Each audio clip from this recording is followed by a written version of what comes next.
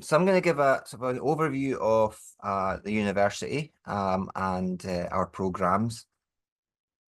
I won't go into too much depth about the programs really here. If you do have questions about like the program contents, then feel free to ask those in the questions at the end, and we will try our best to answer them.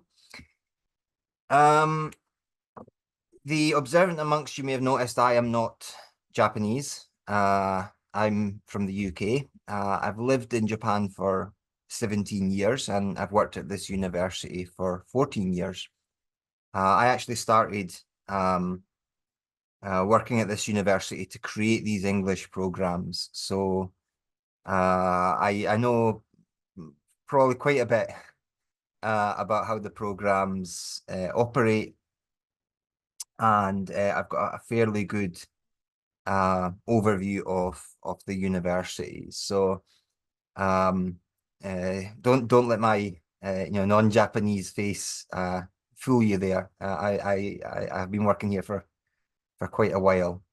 But the nice thing about having a non-Japanese presenter here is I did my university study outside of Japan. I did my university in the UK and in Scotland.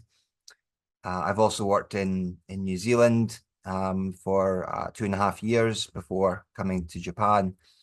So I understand what it's like to, what education is like outside Japan. And I also know what it's like to be, an immigrant or somebody who moves countries, right? Because I've lived overseas for nearly half my life. And so, hopefully I can give you the information that you need in order to make the right decision for you. So up here you can see some of our students. This photo is actually a couple years old now. Most of these students have graduated. Actually, the two of them here. Let me just get a pointer. This girl in the center here is actually my PhD student. She's graduating next week. And the guy here from Vietnam, Hugo, he's my master's student and is graduating next week as well. So, all of these students, I've taught all of them, and a lot of them have went on to universities outside Japan or other universities in Japan. The guy here, Nadim, he went to Tokyo University for his master's degree and now works in a Japanese company. Colleen here, she met her future husband here, and they've started a business and things together. So kind of the nice thing about being a faculty member here is you kind of see all these students and see their stories as they go through. So the University of Tsukuba is ranked as one of the top 10 universities in Japan. Since about 300 or 400 in the world, depends on which ranking you use, of course. We've had English programs for the last 14 years. The goal of internationalization for us is maybe different compared to some other countries. In the UK, for example, where I'm from, internationalization is kind of largely for economic reasons, right? For most British universities, about 1 in every £3 comes from an international student tuition, right? So they treat international students very much as a business. That's not necessarily a bad thing. They do give good educational levels and things like this. But as many of you maybe know, the tuition fees in the UK or the US or Australia, places like this, tend to be quite high, because that is a source of revenue. That's how they pay salaries and things like that. Here in Japan, at national universities, we're very much more subsidized by the public. And we look at internationalization in a different way. Our goal is to create a campus environment where Japanese students and foreign students can study together. And really, we look at internationalization as a way of creating an environment which is, friendly for everybody, where everybody can grow. If you think about this for a second, it makes a little bit more sense. Japan is very ethnically homogenous, as you probably know. 98 or 99% of people in Japan are Japanese. And if you've grown up your whole life, just surrounded by, other Japanese people, your view of the world is quite small, right? And so creating this environment where Japanese people can come and they can make foreign friends and they can kind of develop that bigger worldview is going to be really beneficial for Japan's future. So Japan tends to look at universities as a way of um, like creating our future, right? It's about creating the human resources which are going to carry the economy and carry the nation forward. So it's not so much just about, give us your money. It's more about like creating a good study environment. So tuition and things here are pretty reasonable, but we'll talk about that later. Um, this is from the Times Higher Education Japan rankings. It's got Tsukuba in number 9. Now outside of Japan, Tsukuba I think doesn't have such a good brand reputation, right? We're not particularly famous outside Japan. Inside Japan, Tsukuba is very well known, but outside Japan, it's much less known. But if you're coming to us from maybe somewhere in Southeast Asia, you've probably heard of like Keio University or Waseda University, and you can see that we're pretty similarly ranked with them. Some rankings put us above and sometimes put them above, but probably kind of similar level. So Tsukuba's here, it's just outside Tokyo. It is an hour, less than an hour from Akihabara by the Tsukuba Express train. There's also direct buses going to Narita and Haneda Airport, and that takes to Narita is about an hour as well. So it's very convenient. When you arrive or when your parents come to visit, for example, it's very simple to get here. And of course, it's also very easy for you to travel within Japan, right? Because, once you go to Tokyo, you can get Shinkansen to, the bullet train to, Hiroshima or, Aomori. You can really get anywhere in the country very, very easily from here. So it's quite a good base. These are the programs that we offer. We've got a life and environmental sciences major, and our program, it's got 3 majors: biology, agrobiological, resource sciences, and geosciences. A social sciences program, which it's a single major, but it's a merger of 2 departments: the social sciences and the international studies departments. So it gives you sort of a very broad view of how societies work. We have a global issues program, which is kind of talking about the big problems that we face in the world, like climate change and economic catastrophe and pandemics and all these kinds of things. An interdisciplinary engineering program, which is kind of looking at merging the micro and the macro. Okay, the simulations, the computer science with things like robotics or clean power, stuff like that. And then Japan Expert, which is a program which is taught in kind of lower level Japanese. So if you're learning Japanese, but you're not quite good enough to go to a regular program taught in Japanese, you're somewhere in the middle.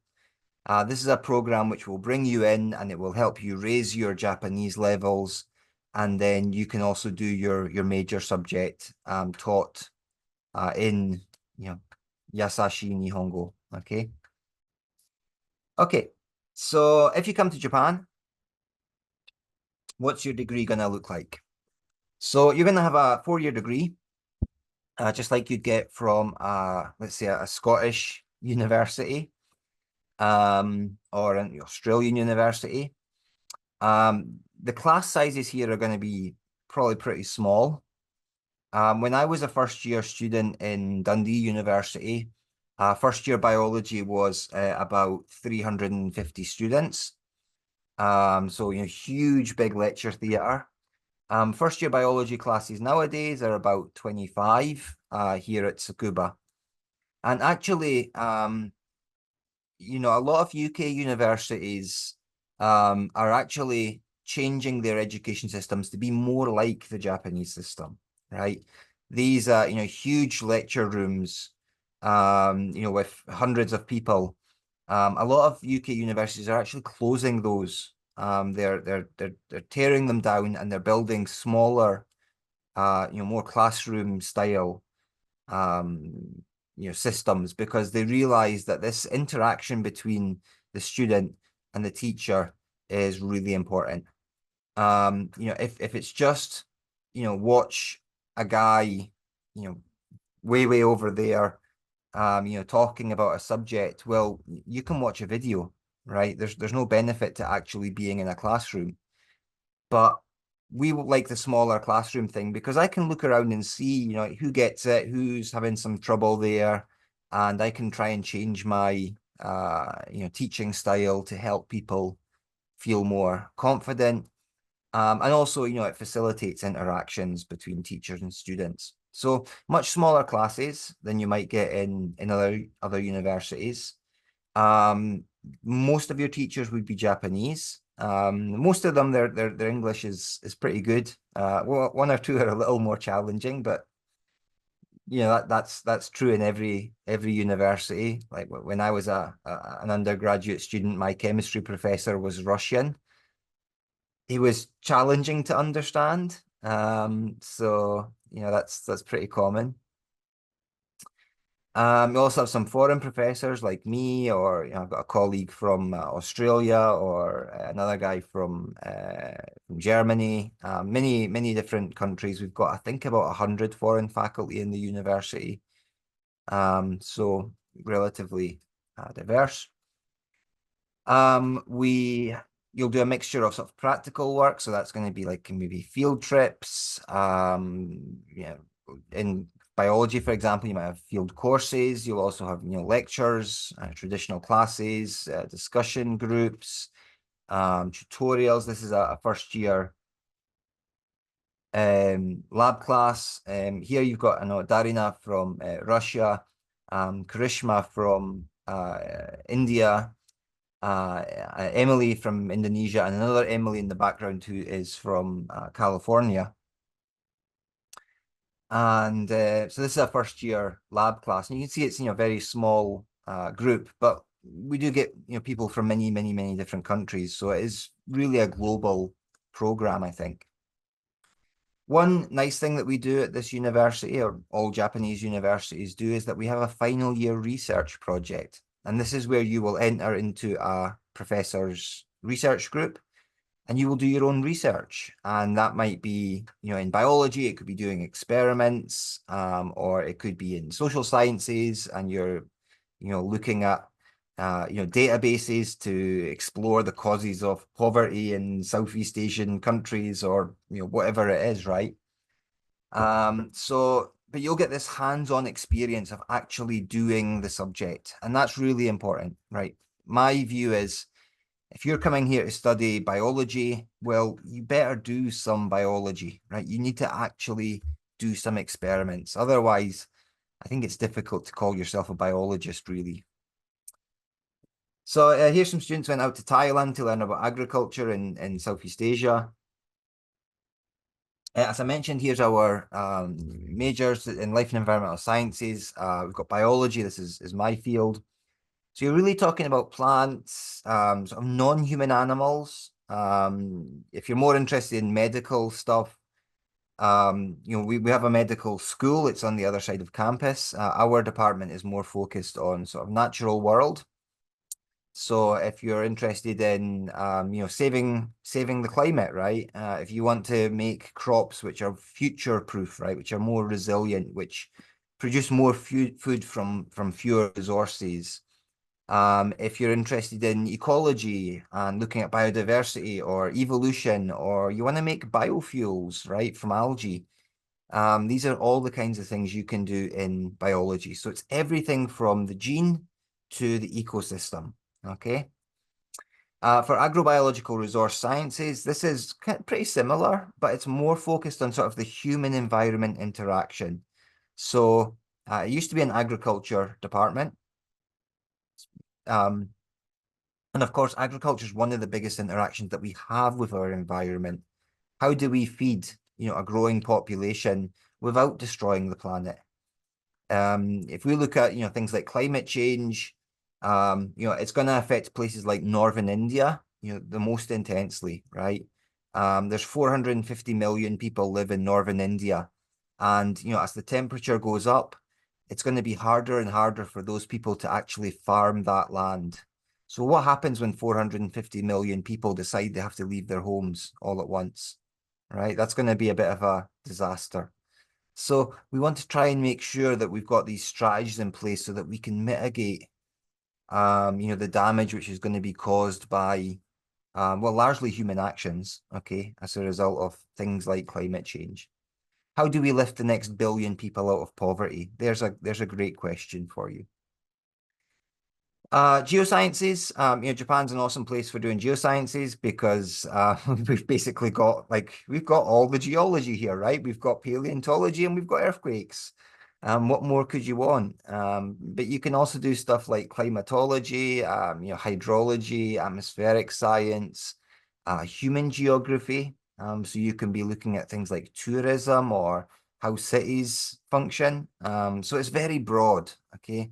And the nice thing about this program is you can take courses from each of these colleges and pull everything together. For social sciences, we've got economics, law, sociology, political science. It's not that you have, for example, majors in economics or law. This is a program that combines all these things together so that you can understand how societies function.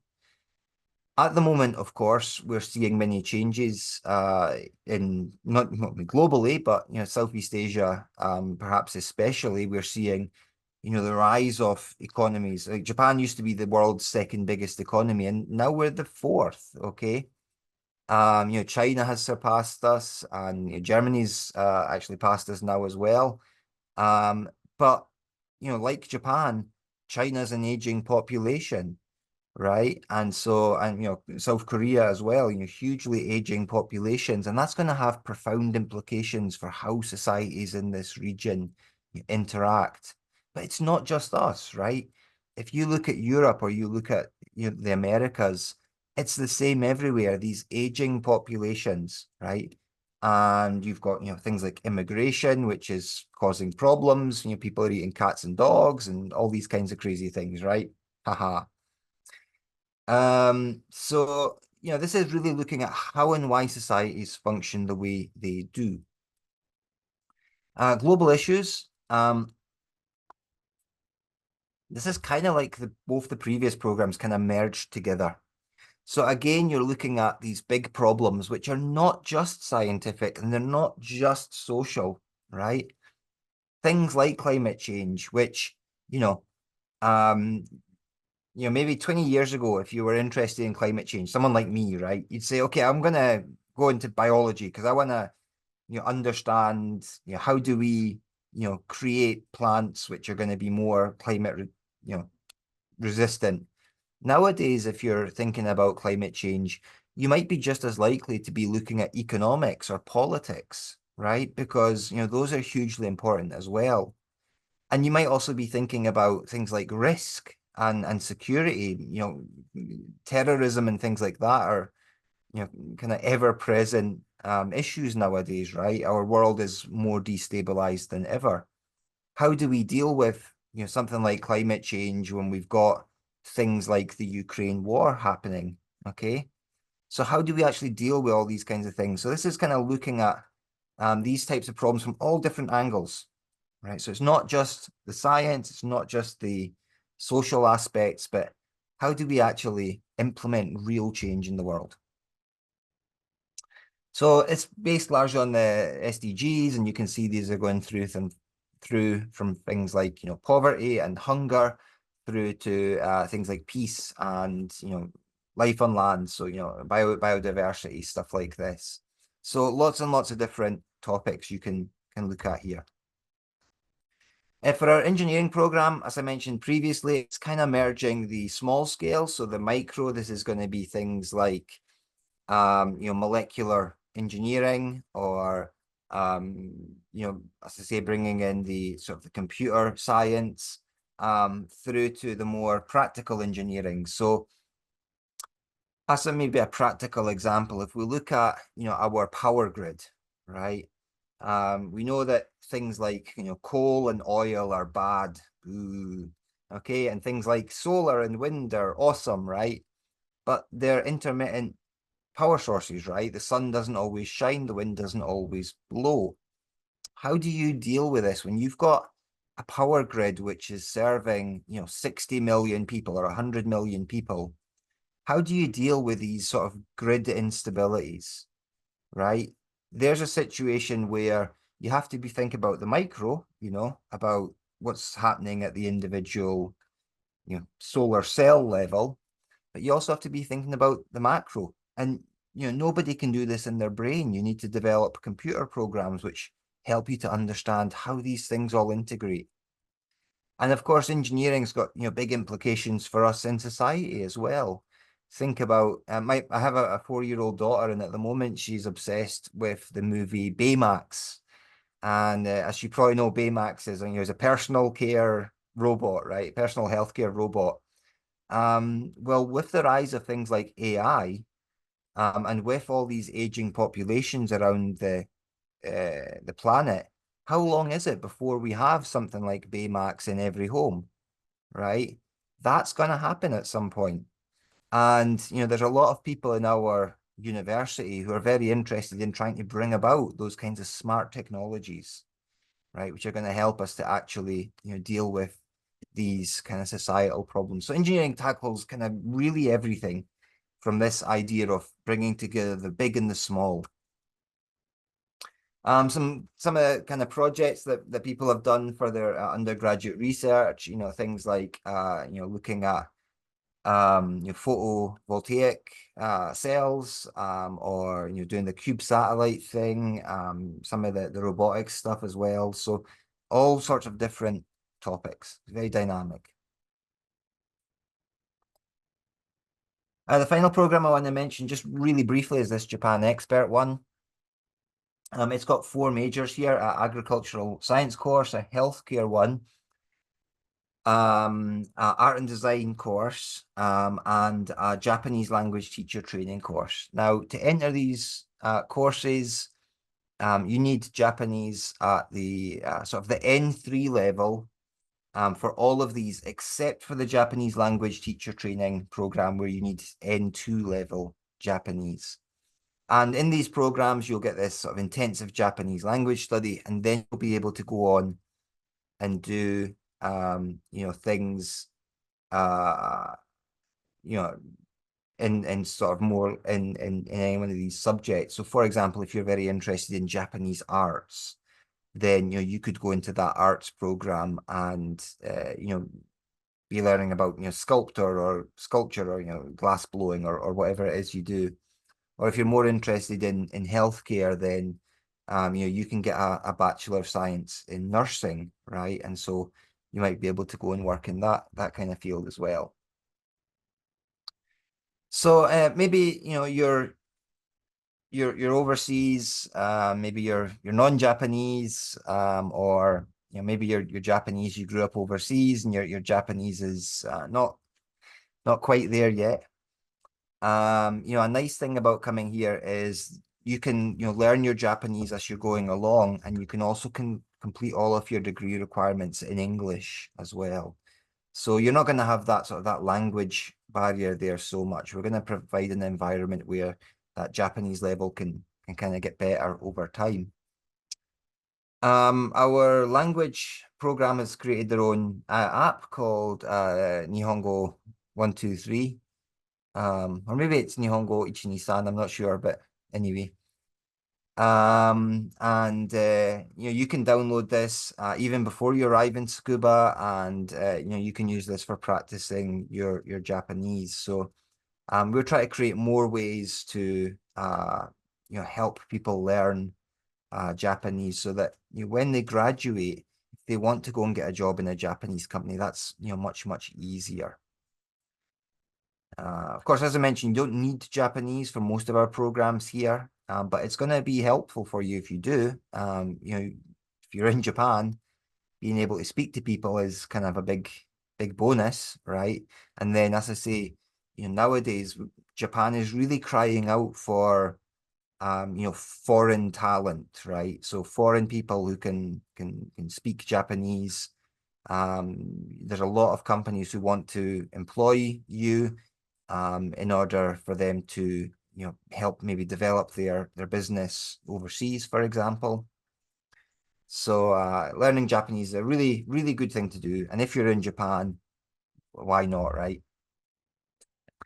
After you graduate, these stats are a little bit old, but they're still broadly indicative. Most of our students go off to graduate school, either to masters or eventually a PhD. About half of them stay in Tsukuba, and the other half go somewhere else. A few go off to work, and a few go off to go back to their own country and go do other things. A lot of the universities that people have went to, places like Oxford or Yale, New York University, Berkeley, Todai, National University of Singapore, many different places. And several companies our students have went off to, or in some cases they founded their own organizations. They founded their own companies. So for example, the final one here, Lifeform AI, is a company which builds sort of healthcare devices for humans. So they started off with like smart chair backs. And this was a technology that was bought up by Mitsubishi Australia, who wanted to integrate it into their trucks. They've got these drivers who are driving trucks for 12 hours a day, 14 hours a day, and they wanted to be able to monitor the driver health, right, to make sure that they're not going to crash and stuff like that. So lots of cool things our graduates do. So I'll just mention a little bit about student life. If you do come to university, or wherever you go to university, classes are awesome and lots of fun. But of course, you're going to want to do other things as well. The girl in this picture here, this is Nadine. She's from Seattle, and she came here because she's really passionate about judo. And actually now she just graduated from veterinary medicine school in the US. But she's also a sort of a national coach for judo in the US now. She came to us because we've got a really strong judo team. She wanted to do biology. She also wanted to do judo in her spare time. And now she's really sort of managed to, achieve both those goals, as I say, being a very high ranking judo player in the US. But also she went back to the US and she did some extra college classes, and then she went to veterinary medicine school, and now she is a qualified vet. Quite a long path, but she got there. I think I need to get a new one of these because this is a little bit out of date, but we do have a good number of Olympic and Paralympic medals because we're very strong in sports. Maybe you're not, Olympic level sports player, but you just want to have some fun. We've got lots of clubs and societies, about 250 of them. So if you want to learn, to make movies or draw anime, or you want to learn Japanese comedic storytelling, or go skiing, do judo or karate or kendo, whatever. Lots and lots of different opportunities out there for you. as well as student festivals and sports days throughout the year. So there's lots of opportunities for you to go and make friends and have fun and kind of get involved in the local culture. So this is from Yadokari-sai, which is the school festival in May. It's the dormitory festival. And these omikoshi here, you can see these portable shrines. The students actually build these themselves. And so this is a great way for foreign students and Japanese students to get together and work together and have fun. So if you want to learn more about Japanese culture, then studying in Japan is one of the best ways really to achieve that goal. So we're Tsukuba, the largest science city in Japan. About half of all research funding in Japan is spent in our city. So we're one of the biggest science and technology hubs, not just in Japan, but in the world. There's about 300 research institutes in our city, about 160 are national and private ones. There's also some corporate ones as well. And about 1 in 10 people in Tsukuba has a PhD. We're also a very international place. We've got about 10,000 foreign residents in our city. It's about 250,000 people here. And they come from over 100 different countries. We have a big international festival in early June. We've also got a lot of culture here. This is Tsukuba Mountain Shrine, which I'm told is the third oldest working Shinto shrine in Japan. So you can go there. One of my friends, actually, another Scottish guy, got married here. I didn't get married here, but I got my car blessed here. So, and it truly works because I've never had an accident. So clearly the magic works. In August, there's a big festival called Matsuri Tsukuba, which is, I think it's the only place in Japan where you can see the omikoshi and the nebuta together. Because Tsukuba brings people from many different places. So we have a festival which sort of celebrates all the places that we come from. It's really nice. It's like 4 days long and about 450,000 people come every year. So it's really nice. Within the university, we've got lots of support. So every student has an academic advisor. You'll also have a tutor, which is going to be a senior student when you first arrive, who's going to help you, get a bank account and buy a bike and stuff. We've got English speaking support staff and counselors and medical services. We have about 4,500 dormitory rooms available, and those are guaranteed for foreign students. They're pretty cheap.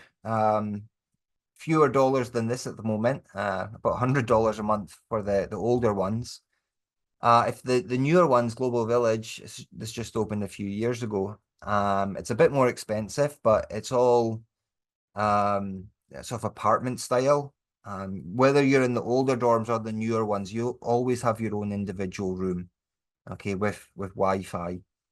But the newer ones, you get ensuite bathrooms and stuff like that, so it's a bit nicer. In terms of costs, we have an application fee which is 17,000 yen, which is at the moment that's just a little over 100 US dollars.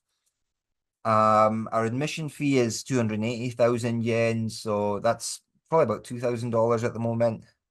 Then tuition 535,800 yen.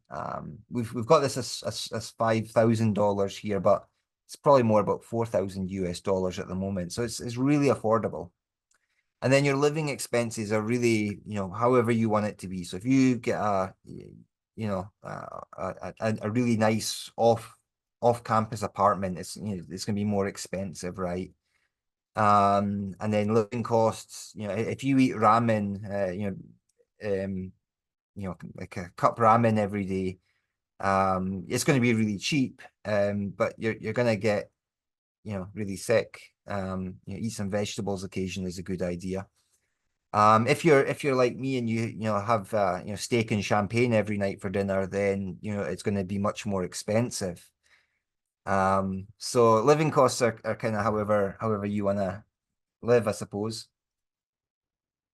There's also some scholarships available, not a huge number.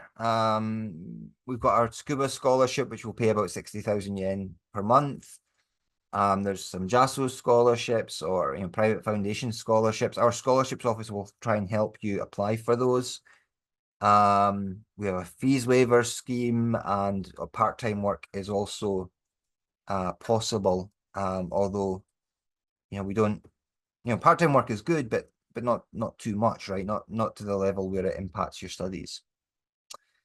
So our website's there. You've went to it already, I guess. www.global.tsukuba.ac.jp. Applications for most of the programs open next month. For Global Issues opens in March, I think. February. You can just check with my glamorous co-hosts in a moment. In terms of applications, you have to have 12 years of education. You also need to provide us with some documents, which is going to be like your transcript, some teacher recommendation letters, and the big one is really perhaps an English test if you're from a non-native speaking background. And also a study plan, which is kind of a plan which tells us what you want to study and why you want to study it. Where are you going with your life? That's kind of the really important one.